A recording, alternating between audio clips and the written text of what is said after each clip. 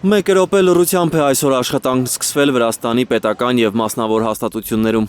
Սուտիերի դումիլիտ Համայն Վրաստանի կաթողիկոս պատրիարք Իլիա II մահվան կապակցությամբ Վրաստանի կառավարությունը սուկ է հայտարարել երկրում։ Թելի Սակարթվելո գլովոպս Ամբողջ Վրաստանը սգում է հոգևոր հորմահը։ Մի մարդու, որի ներդրումը երկրի եւ ազգի կյանքում անգնահատելի է։ Ուացլի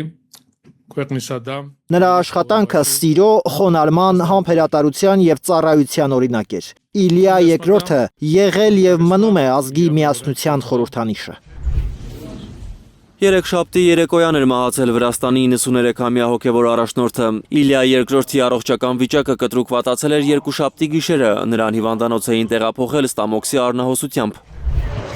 Պատրիարքի մահվան լուրը լսելով հարյուրավոր մարդիկ գիշերը հավաքվել են հիվանդանոցի դիմաց, որտեղ բուժվում էր Իլիա II-ը։ Նրանք մոմեր են վառել, աղոթել։ Դեռ հայտնի չէ, թե երբ եւ որտեղ է հուղարկավորվելու Վրաց ուղղափառ եկեղեցին կես դար ղեկավարած Վրաստանի 80-րդ պատրիարքը։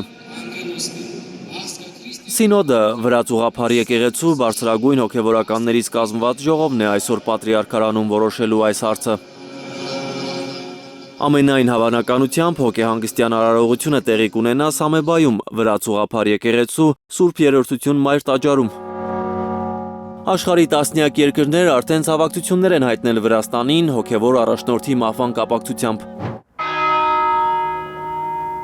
Հայտնի չէ, թե մեր հոգևոր առաջնորդը ամենայն հայոց կաթողիկոս Գարեգին II-ը կարողանալու է մեկնել հարևան բարեկամ Վրաստան Իլիա II-ի ուղարկավորությանը մասնակցելու։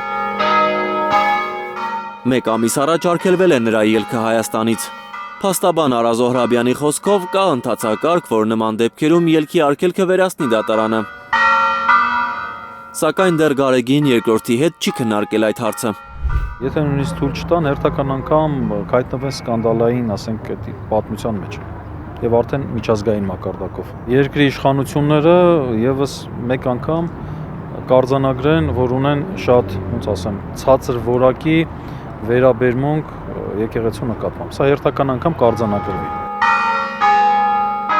Հայլուրի հետ հեռախոսազրույցում Մայրաթորի տեղեկատվական համակարգի տնօրեն Եսայի Քահանա Արթենյանը հայտնեց, որ Թբիլիսի մեկնելու մասին որոշում այս պահին չկա։